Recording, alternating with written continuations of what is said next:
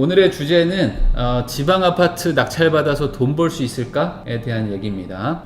최근이죠. 뭐 거의 한 1, 2년 새에 서울은 폭등하고 지방은 폭락한다. 이런 게 거의 뭐 기정사실처럼 뭐 받아들여지죠. 그래서 지방에 뭔가를 산다는 거는 큰일 나는 일이고 돈이 있으면 무조건 서울을 사야 된다. 라고 생각들을 하시는데 일견 사실입니다. 지방은 뭐 거의 계속 떨어지죠. 뭐 몇 곳은 올라가고는 있지만 대부분의 지방은 거의 떨어지고 있고, 그리고 서울은 뭐 웬만한 거 사면 다 올라간다 이런 분위기죠. 그래서 요즘 같은 분위기에 뭔가 지방에 집을 산다 그러면 사람들이 말려요. 그리고 경매로 뭔가를 산다 그러면 되게 두려워하고 뭔가 무서워들 하시는데 정말 그런 건지 한번 좀 따져보겠습니다. 교육생 뭐 투자 사례입니다. 최근에 낙찰받은 물건이니까 뭐 이 주제에 좀 적합하겠죠. 자, 물건에 대한 정보를 먼저 좀 알려드릴게요.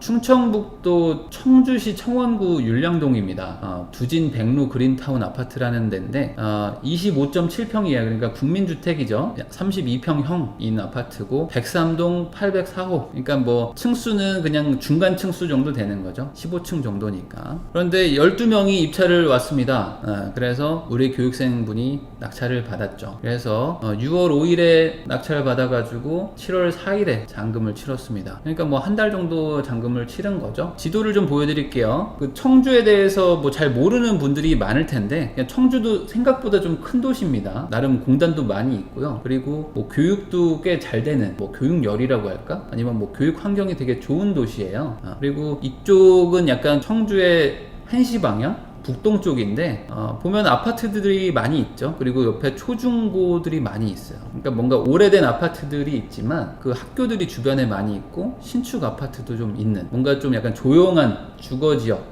이라고 생각하시면 될 거예요. 건물의 외관은 뭐 그냥 전형적인 아파트죠. 그냥 약간 신축급은 아니고 오래된 약간 성냥갑 같은 아파트, 계단식 아파트죠. 거기에 이제 중간 층수, 로얄층이죠. 이 정도면 뭐 한번 페인트 칠을 해서 그래도 좀 뭐 깔끔해 보입니다. 좋은 층이죠. 층이 뭐 나쁜 층은 아닙니다. 8층이니까 중간 중상층이면은 로얄층이니까. 그리고 향도 남향이에요. 그리고 32평형이니까 뭐 딱 좋죠. 그러니까 말 그대로 실거주하기는 딱 좋은 그런 아파트죠. 지역을 조금 더 설명을 드리면, 그러니까 지역을 조금 더 이렇게 확대해서 지도를 보여드리면 여기가 저희 아파트입니다. 근데 여기 103동이죠. 103동 804호입니다. 그러니까 여기 아파트가 조금 가리기는 하지만 뭐 그래도 어쨌든 전면에 있는 동이고 남향이고 층수도 괜찮고 주변에 고등학교, 중학교, 초등학교, 여고, 초등학교 있고 공원도 있고 뭐 나쁘지 않죠? 조용하니 이게 살기 좋을 것 같지 않나요? 왠지. 그래서 이 동네를 그냥 정리하면 초중고가 주변에 많고 아파트 밀집 지역이기도 하고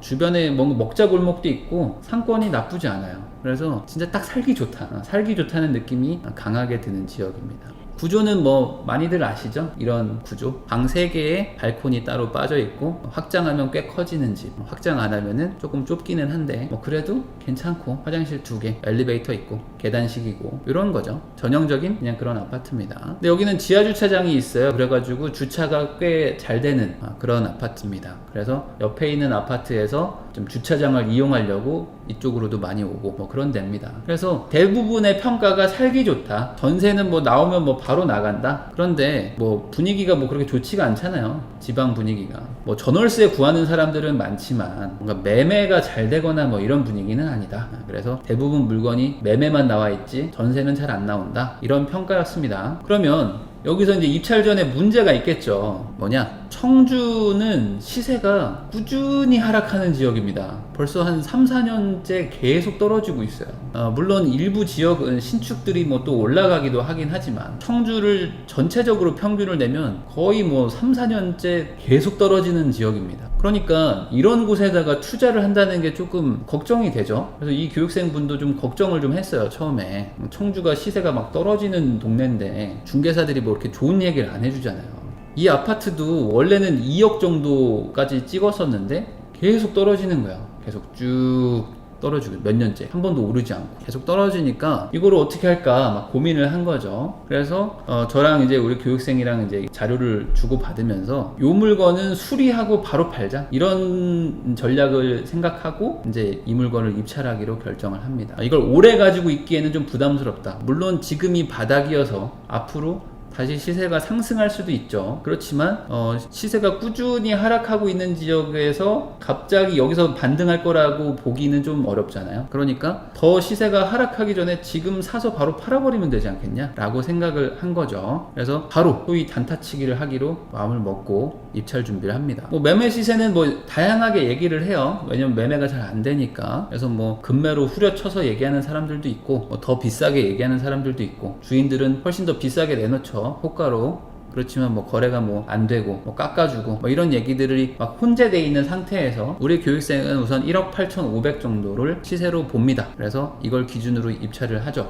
그래서 1억 5,600을 써요. 그래서 이걸로 낙찰을 받았습니다. 아까 12명이 왔죠. 근데 이렇게 많이들 왔는데도 왜 이렇게 싸게 낙찰 받을 수가 있죠? 다들 한마음이니까 이 청주가 더 떨어지지 않을까 라고 걱정이 되니까 다 같이 낮게 쓰는 거죠. 이게 경매의 매력이라고 할 수 있어요. 이따가 또 나올 겁니다. 자, 그래서 뭐 세금 떼고 뭐 비용 뭐 명도비 뭐 들어가고 뭐 이런 것들 고려하면 어찌됐든 한 2천만 원은 남지 않냐 라는 거죠. 단순 시세 차익입니다. 세금 같은 거 고려 안 하고 취득세랑 뭐 명도비, 수리비 이런 것들 들어가니까. 그래서 우리도 한 2천만 원 정도는 남을 거다 라고 생각하고 입찰을 한 거예요. 그래서 낙찰이 됐죠. 자, 그러면 뭐 해야 됩니까? 낙찰되고 나면은 대출 받아야 되죠. 근데 대출도 많이 나왔어요, 이분이. 근데 어차피 우리는 바로 팔 거니까 뭐 대출은 큰 뭐 중요한 게 아니었습니다. 그래서 넘어가고 명도를 해야 되죠. 사람을 내보내야 되니까. 그런데 이분이 열심히 해서 그런 건지 뭐 하늘이 도왔는지는 몰라도 낙찰 전에도 약간 낌새가 있기는 했는데 낙찰하고 가니까 이미 소유자가 이사를 갔다라고 이제 얘기를 듣고, 그래서 관리소에 가보니까 간지 좀 몇 달 됐다. 그럼 좀 연락처를 좀 알려주세요. 그랬더니 연락처를 또 어떻게 알게 됐어요. 그래서 통화를 좀 했습니다. 그 소유자분하고. 그랬더니 이분이 너무 쿨한 분인 거예요. 그래서 비밀번호를 그냥 바로 알려줘 버렸어요. 그냥 들어가세요. 뭐 이렇게 한 거예요. 어차피 그냥 이사 간 거예요, 이분은. 진작에. 그래서 바로 그냥 들어갔습니다. 그래서 명도를 굳이 뭐 협상한 것도 없이 그냥 끝나버렸어요, 이분이. 그러니까 운이 좋았던 거죠. 훨씬 더 고생스러운 일들이 많은데 이렇게 뭐 경매하다 보면 운이 좋은 경우도 꽤 있습니다. 그래서 뭐 굳이 명도비랄 게 없었죠. 그 다음에 이제 수리를 해야 되겠죠? 내부 수리를 좀 해야 되니까. 그래서 내부를 딱 들어가서 봤어요. 그랬더니 이런 상태였습니다. 뭔가 이 중문도 하나 있는데 약간 좀 스타일이 조금 옛날 스타일이긴 해요. 그리고 벽지나 이런 것들이 조금 색깔이 조금 이상하긴 하고, 아이가 살았는지 뭐 스티커 같은 것들이 좀 많이 붙어 있었고, 그리고 여기 뭐 지도가 막 붙어 있고, 집 상태가 막 나쁜 거는 아닌데 그렇다고 뭐 아주 좋은 거는 아닌 그 정도입니다. 보통 정도. 그리고 이제 도배 장판들이 좀 오래됐고 이런 정도였죠. 지금 불을 꺼놔가지고 좀 어두컴컴해 보이는데 실제로는 뭐 나쁘거나 그런 건 아닙니다. 소유자가 사는 집들이 보통 그래도 상태가 좀 괜찮습니다. 세입자들이 사는 데보다는 아무래도 좀 낫죠. 상태도 뭐 나빠 보이지 않죠. 화장실도 이제 2개가 있는데 화장실도 좀 껌껌해서 그렇지 뭐 상태가 그렇게 나쁘지는 않았습니다. 약간 뭐 아무래도 세월의 흔적이 있는 정도지 이렇게 생각하시면 될 것 같아요. 그래서 이제 수리를 하려고 업체들한테 견적을 받기 시작하는데 가격이 너무 높아. 이게 처음에 들어오는데 가격대가 말도 안 되게 높은 거예요. 그래서 조금 더 낮은 데를 받아라, 좀 더 알아보시죠, 이렇게 해서 또 알아봤는데도 너무 높아요. 이게 인테리어라는 게 진짜 누가 견적하느냐에 따라서 말도 안 되게 가격이 높아지는 경우들이 많거든요. 특히 이제 인테리어에 대한 그 감이 없어요. 사람들이 감이 없다 보니까 그냥 인테리어 업자들 하나 잘못 만나면은 완전히 그냥 바가지 씁니다. 그래서 어느 정도 기준을 가지고 수리를 해야 돼요. 수리할 때 지인한테 맡기는 게 좋은 방법일까요? 아니요, 지인한테 맡기지 않는 게 좋습니다. 지인들하고는 엮이지 않는 게 사실 제일 좋아요. 정말 믿을 만한 사람 아니고서는 가능하면 엮이지 않는 게 좋습니다. 하자나 이런 문제들이 해결이 안 돼요. 자, 그래서 가격이 너무 높은 거예요. 그래서 이거를 계속 막 수정을 하고 다시 받고 막 합니다. 그런데 가격이 어쨌든 높아가지고 이 교육생분이 마지막으로 결정 내린 거는 3개를 좀 분리하자. 무슨 소리냐, 이제 하나의 업체한테 다 맡기는 게 사실 편하고 좋은데 그러면 어쨌든 간에 이제 그 단가가 좀 세질 수밖에 없습니다. 한 곳에 맡기면. 근데 이제 사진을 보셔서 아시겠지만 뭐 엄청나게 막 대단히 나쁜 상태가 아니잖아요. 그러니까 공종을 좀 나눠가지고 분할해서 업체를 좀 섭외를 하자, 이렇게 진행을 하게 된 거죠. 그래서 페인트랑 도배장판, 조명 요 정도만 한 겁니다. 청소 조금 하고요. 왜냐면 손을 많이 댈 필요는 없었으니까. 자, 사진 다시 한번 보여드릴게요. 요 정도의 집이었습니다. 이런 정도의 집. 그리고 요런 느낌의 화장실. 자, 그러면 비포 애프터 들어갑니다. 이제 바뀌었겠죠? 요렇게 바뀌었어요. 페인트 칠을 했다고 그랬죠? 기존의 집이에요. 근데 이제 페인트 칠을 이제 싹 한 거야, 깨끗하게. 요런 것도 페인트 칠을 좀 하는 거죠. 깔끔하게. 청소도 좀 하고. 그리고 아까 이제 장판, 도배 이런 거 했다고 그랬죠? 여기도 쫙 깔았죠. 그러니까 집이 사실 괜찮은데 사람이 살다가 나가면 되게 더럽잖아요. 더러워서 집이 좀 나빠 보이는 게 있어요. 입주 청소만 해도 집이 확실히 좋아지거든요. 훨씬 나아 보이고. 그런데 사람들이 이제 바로 이제 빈집을 보면 좀 집이 나쁘다고 느낌이 확 오는 게 이제 막 더럽고 막 이래서 그래요. 깔끔하죠. 아까 그 싱크대입니다. 싱크대 손댄 거 없거든요. 그런데 이것도 이제 좀 청소를 하고 깔끔하게 좀 해놓으니까 훨씬 나아요. 조명도 좀 이쁜 걸로 좀 쓰고, 아까 그 방 있죠? 방도 좀 약간 흉했는데 색깔을 다 바꿨습니다. 그랬더니 좀 깔끔하죠. 거실도 이렇게 좀 바꿔놓으니까 이 중문이 약간 어울리는 것 같아요. 아까는 중문이 약간 따로 노는 느낌이었는데 이렇게 바꿔놓으니까 좀 괜찮죠. 이런 인터폰이 좀 누렇죠. 이건 어쩔 수가 없습니다. 이 인터폰을 떼가지고 뭐 도색을 할 수도 있기는 한데 굳이 뭐 그렇게까지 하실 필요는 없습니다. 됐죠? 이렇게 하니까 깔끔하고, 조명들도 좀 이쁜 거 썼어요. 조명 요거 보이시죠? 이렇게 좀 이쁜 조명을 써놓으면 느낌이 좀 다릅니다. 화장실도 불 킨 겁니다. 좀 깔끔하게 하고 청소하고. 이런 스티커는 다 제거를 했을 거야 아마 나중에. 이렇게 다 바꿔놨어요. 그랬더니 집이 완전 다른 집이 돼버린 거죠. 이 느낌하고 이 느낌하고. 그러니까 어떤 사람들이 들어왔을 때 딱 보면 느낌이 벌써 다른 거죠.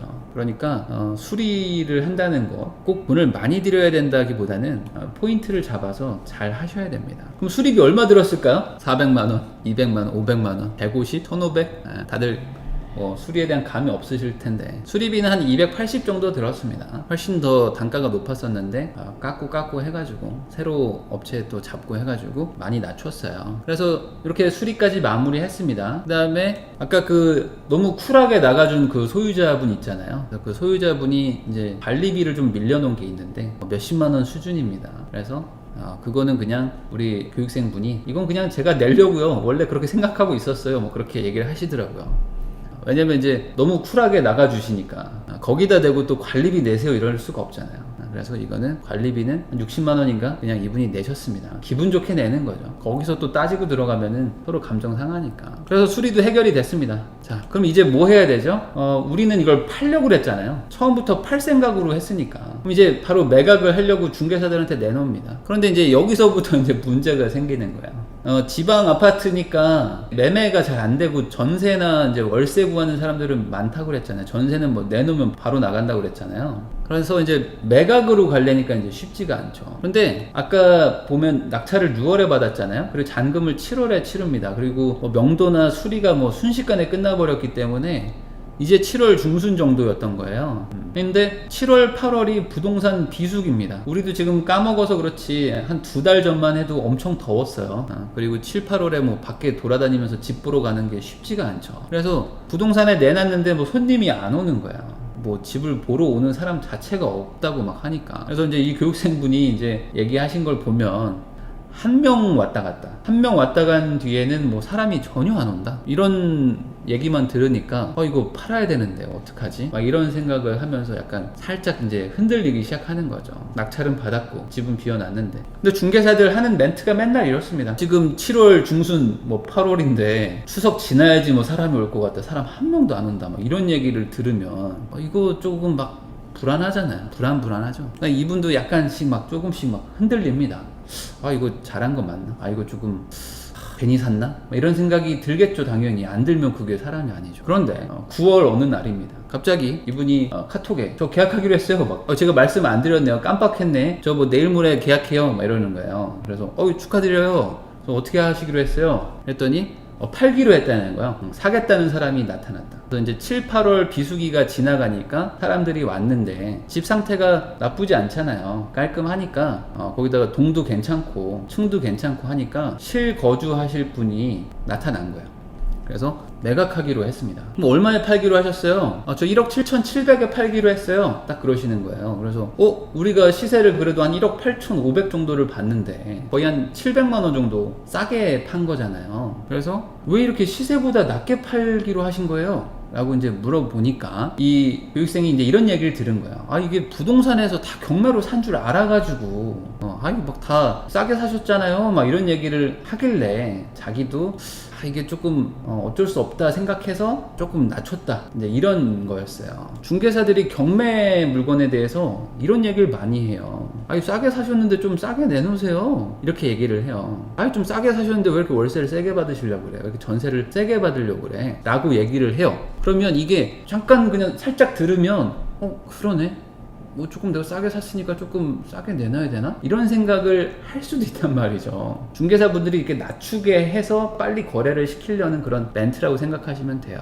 싸게 산 게 뭐가 중요합니까? 시세대로 팔아야지. 그런데 이미 이 교육생분은 결정을 했어. 결정하고 연락을 주신 거였어. 그래서 조금 아쉬운 가격이죠. 왜냐면 한 700만 원 빠지니까. 그런데 대신에 비용이 좀 안 들어간 게 있잖아요. 비용이 많이 세이브된 게 있으니까 원래 이제 매각을 하겠다는 목적에 맞춰가지고 팔기로 합니다. 왜냐하면 이번에 또 놓치면 또 언제 이 사람이 올지 또 모르는 거니까 그런 것들을 고려해서 전략적인 선택을 하신 거죠. 자, 그러면 얼마 벌었는지가 중요하겠죠. 자, 이분은 아까 6월에 낙찰을 받았고 7월 4일에 잔금을 치렀습니다. 그러니까 실제로 돈이 묶인 시간은 한 3달 정도, 3달 반 정도죠. 정말 짧은 기간이었어요. 어찌 보면 잠깐 1주택자가 됐다가 다시 무주택자가 되신 거죠. 3개월 만에. 그래서 투자 기간은 한 3.5개월 정도로 보시면 됩니다. 그리고 뭐 총 들어간 돈이 다 따져보니까 한 1억 6,500에서 뭐 조금 빠지고 뭐 이 정도입니다. 그동안 발생한 뭐 이자 이런 거 다 합쳐가지고요, 한 1억 6,500 정도예요. 그런데 당연히 대출을 받았겠죠. 경락잔금 대출을 받아서 잔금을 냈기 때문에 실제로 대출을 빼고 나면은 내 돈은 한 2,500만 원 정도가 3개월 정도 묶여 있었던 거예요. 나머지 1억 3천, 1억 4천만 원 정도는 어차피 대출로 충당을 한 거니까 내 돈이 아니죠. 이자만 내면 되고 그 이자는 여기에 포함이 된 겁니다. 그러니까 시세 차익이 얼마죠? 1억 7,700에 팔았는데 1억 6,500이 들어갔으니까 실제로 차익은 한 1,200만 원 정도 되는 거잖아요. 1,200. 그런데 1년 이내에 팔면 양도세는 40%입니다. 맞죠? 주택은 1년 이내에 팔면 양도세가 40%예요. 그런데 이걸 40%를 무조건 내는 게 아니고 거기에 이제 기본 공제 뭐 250만 원에다가 뭐 기타 비용이 인정되는 게 있습니다. 그런 것들을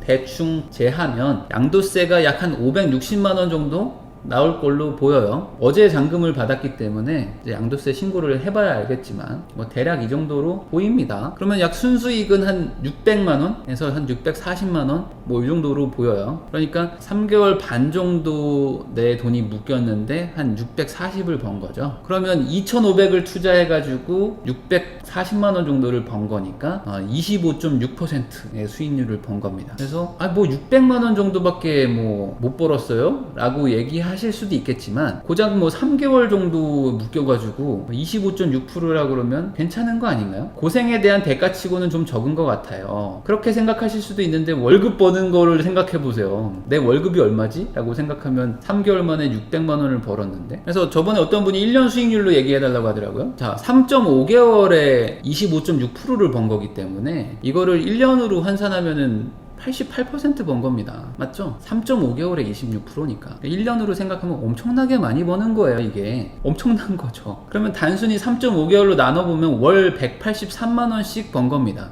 월 183만원. 그럼 이분이 이걸 하기 위해서 엄청나게 힘든 과정을 겪은 건가? 그거는 또 아니죠. 경매해보신 분들은 아실 거예요. 마음고생은 많이 하지만 그렇다고 뭐 몸이 많이 고생하는 거는 아닙니다. 매달 월급에서 세금 띄고도 183만원을 더 벌었다고 생각하면 엄청나게 좋은 거죠. 자, 이 교육생한테 일어난 변화가 있어요. 뭐냐? 이분은 이제 여자분이신데 공부할 때 막 남편이 막 구박했나 봐요. 그런 거 좀 뭐 잘 해보라는 시기이긴 했는데 뭔가 공부할 때마다 좀 뭐하냐 막 이러고 뭐 결과가 안 나오냐 막 이런 식으로 약간 조금 구박을 좀 하셨던 것 같은데 이렇게 딱 끝나버리니까 지금은 완전 협조적이에요 막 이렇게 얘기를 하시더라고요. 그리고 남편분이 막 적극적으로 막 밀어준다, 또 하라고 막 이렇게 해주신대요. 그래서 제가 맨날 얘기하는 건데 주변 사람들을 막 바꾸려고 하지 마세요. 그게 안 됩니다. 주변에 내가 막 나 투자할 거야, 나 뭐 돈 모아가지고 뭐 이런 투자 잘해가지고 뭐 이렇게 돈 벌어가지고 부자 될 거야 얘기하면은 막 주변 사람들이 절대 내 말을 막 들어주지 않고